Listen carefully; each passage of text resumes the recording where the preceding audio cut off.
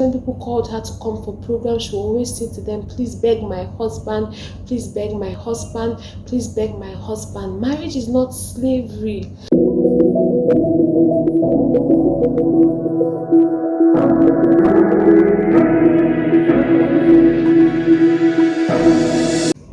Hi guys, welcome to my channel. It's a girl princess. It's so good to join you here again, and you will not believe where I am.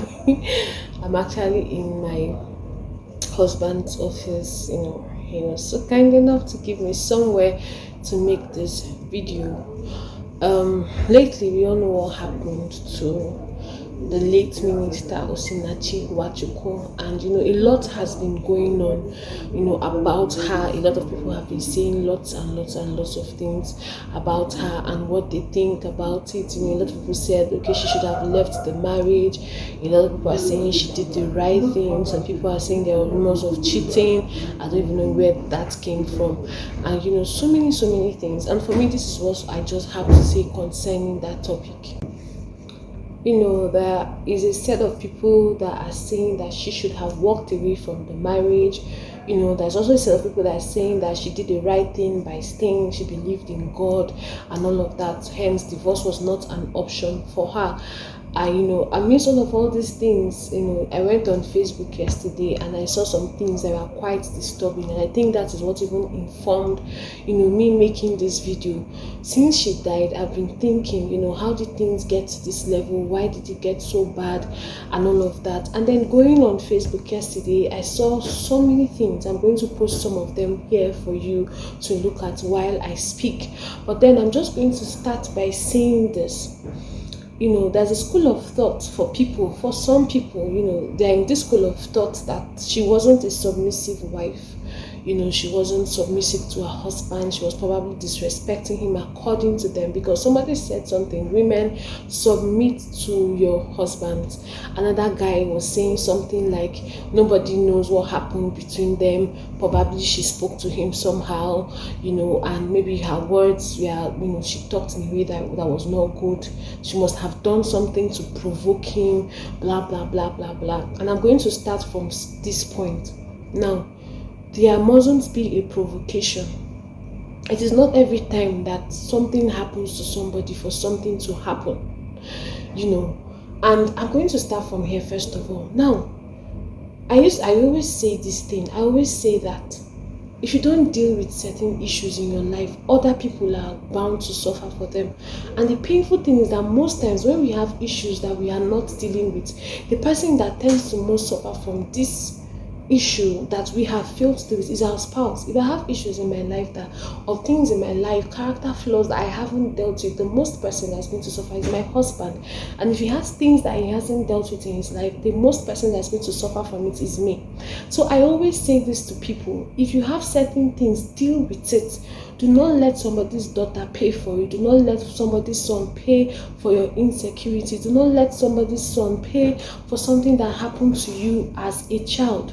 Now, I'm not here to give excuses for this man. I'm just telling you what it is, what I think could be an issue. I'm not stating now categorically that this is the case in her own, that led to her death. I'm saying that this is the case of many homes, many marriages that go through domestic violence. Now, I wrote something in response to what somebody said about she must have said something or done something, that a man cannot just get up and beat his wife just like that without any form of provocation. I said to that person, there mustn't be a provocation for something. An insecure man can hit his wife.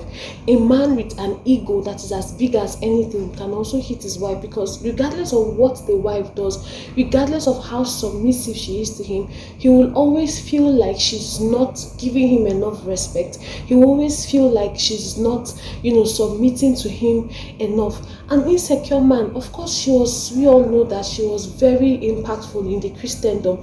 Now, an insecure man, and for one who is not doing anything, because I learned that he doesn't have any job, so basically he's a sit at home that doing nothing. Now, an idle man is the devil's workshop, as we all know. But apart from that, I'm just trying to show you or tell you things that could actually cause this thing. Take a deep breath. I'm actually here to just tell you that it doesn't have to be anything. A good wife can still be beaten by her husband.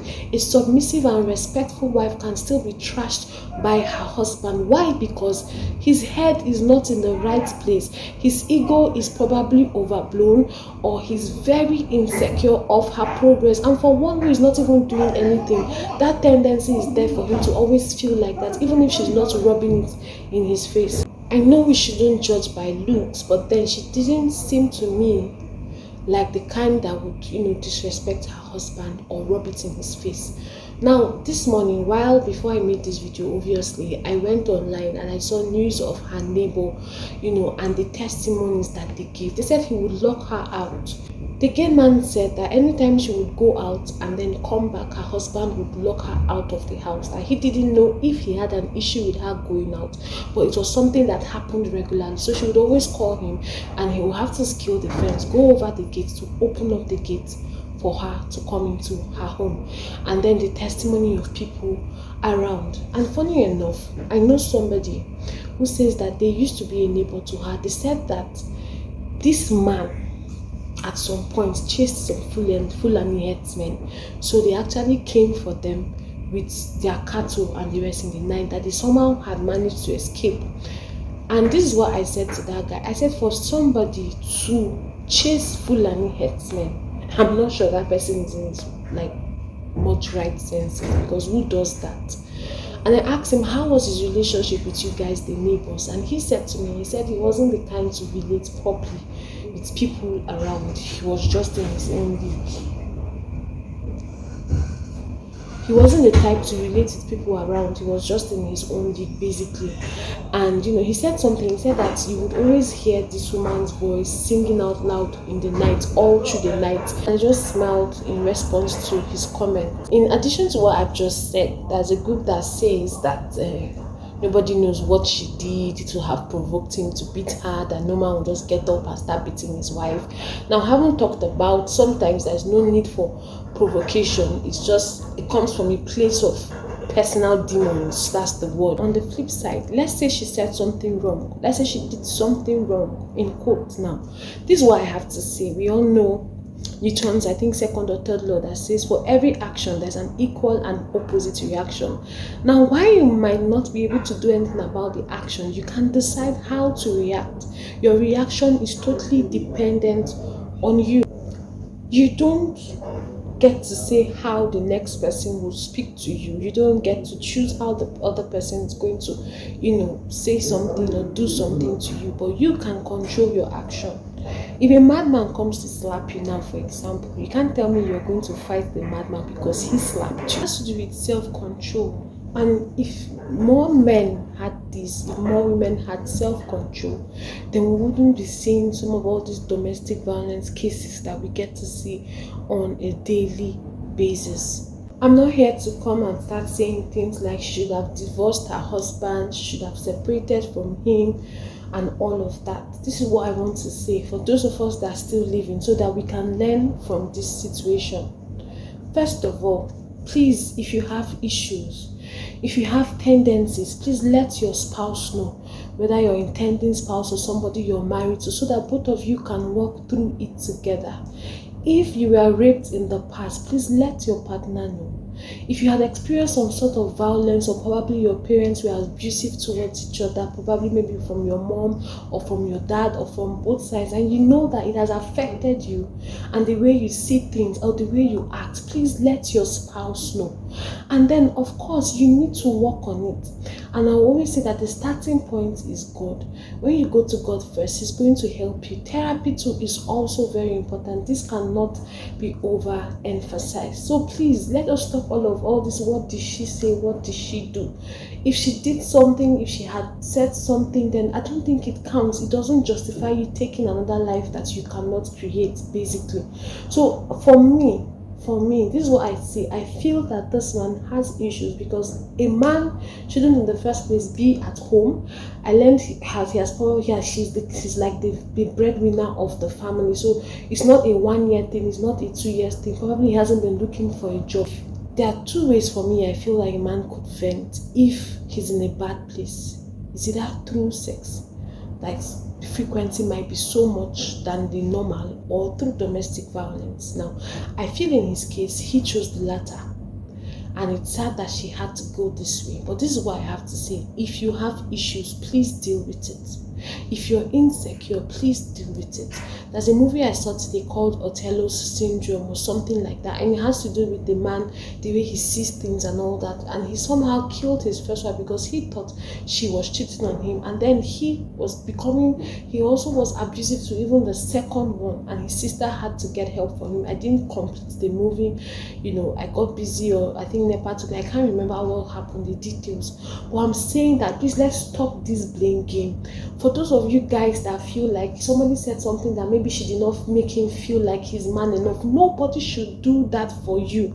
Nobody should tell you who you are. Nobody should make you feel better. What I mean is that you should feel better and you should know your worth it by yourself before somebody else. Whatever is coming from outside should just be complimentary. Know thyself, please. Know thyself, because if we do, there's some issues in marriages that would be avoided. I'm filming with natural light today. I don't have any filming equipment, and I'm talking this quickly because I know you probably heard some background noise. Like I said, I'm at my husband's workplace. There are premises and it's a construction site, so you know how it happens. So what am I trying to say? Please, if you are in a marriage that is abusive, please seek help. Please seek help. Do not wait till you die in it. Please seek help. And I just pray that as Christians will come to this point where we are supportive of each other. I saw two different posts today about, one was saying something about this particular Christian writer. I'm going to find it, I'm going to put the name, that people stopped buying her books because she got a divorce. And I've heard people say that if Osinachi had walked out of her marriage, we would have still bashed her. Why do we have so much double standards in the Christendom? I think we need to choose one side. Please, please and please. If worse comes to worse, walk away. After a while, get help for that person. Sometimes you might not be able to give that person that help by yourself. You need to involve somebody else. She had 4 children. Now, what is going to happen with those children? Mom dead, father in prison. What is going to happen to them? Please and please and please. I don't know what to say, but I hope we learn from this. I'm here to just tell you, please deal with your demons. Let God help you deal with them so somebody else doesn't have to pay for it. Because if you don't deal with them, regardless of the amount of love somebody else shows to you, it might never be enough. It might never take away whatever it is. It might never take away those demons. It might never heal that hurt. So you have to come to a place of you deciding to take care of yourself so that whatever somebody else is doing for you will just be like Jara, like Fisi, something that is additional. And I do hope we've learned from this, and until the next time, it's your girl Princess. Please do not forget to subscribe to my channel. I have a video on toxic relationships. In that video I also get to share my experience of somebody that was being toxic. I do hope, I'm going to leave the link for you. Please do well to click and do well to watch. Also, for the singles, please pay attention to these signs. Somebody that is overly possessive, somebody that is aggressive, most times you tend to translate it as love. My dear, it's not love. It is not love. Please pay attention before you take the leap. Marriage is supposed to be something that helps you to fulfill purpose. The Bible says one person will put 1,000 to flight and 2 will put 10,000 to flight. It is not meant to cut short your life. It is not meant to keep you bound. I learned that she would always, when people called her to come for programs, she would always say to them, please beg my husband, please beg my husband, please beg my husband. Marriage is not slavery. It's freedom in a beautiful way, where 2 people have come together and they say, okay, this is the path we are going to take. Please and please and please, I beg you all in the name of God, before you say I do, let God lead you. And I'm not saying that God did not lead her. Do not get me twisted, please. What I'm saying is that there is something that God called marriage, and He designed it to be beautiful, and it's not meant to be this way. So please and please and please, before you make that decision, pray to God. pray to God to get somebody that's going to support your God-given dreams, that's going to support you, that's going to cheer you on, that's going to be happy for you, not somebody that's going to become insecure down the line. Until the next time, stay blessed. It's your girl, Princess. Bye. I'm just here laughing because this is what you get when you try to record in a construction site. I've had to pause my video like how many times now? I've lost count. So let's wait again till an opportune time.